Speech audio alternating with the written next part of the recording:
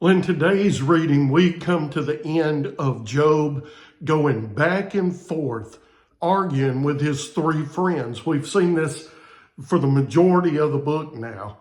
And while Job rests his case and his three friends rest their case, each one standing by their initial defenses, we're introduced to another person today, a man by the name of Elihu, who had obviously been sitting there and quietly listening to Job going back and forth with his friends.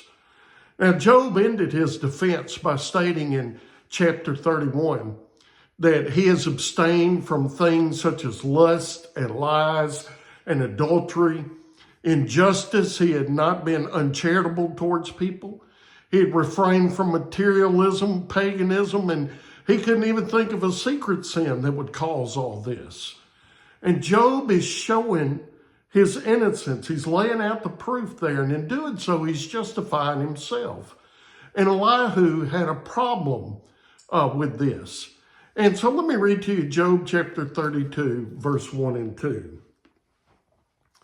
So these three men quit answering Job because he was righteous in his own eyes. Then Elihu, son of Barachel, the Buzite, from the family of Ram, became angry.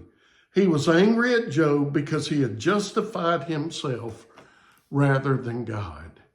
See, you and I in our life, we should be pointing people to the Lord and justifying God and not lifting up ourselves.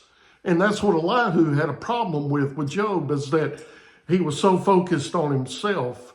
And you know, I can't fault Job, because when we experience trials and troubles, sometimes that's all we can see is the trials and troubles. I know that I have that problem in my life, that when something's going on, it seems like that's all I can focus on until it's fixed. But we've got to remember to look up and look to God. And remember that he is the Lord of all. And if he really is the Lord of all, we sing about it, how he is the Lord of all, then he can do whatever he wants to with his creation. And so let us look to him and justify him instead of ourselves. Hope you join me again tomorrow as we continue looking at the book of Job.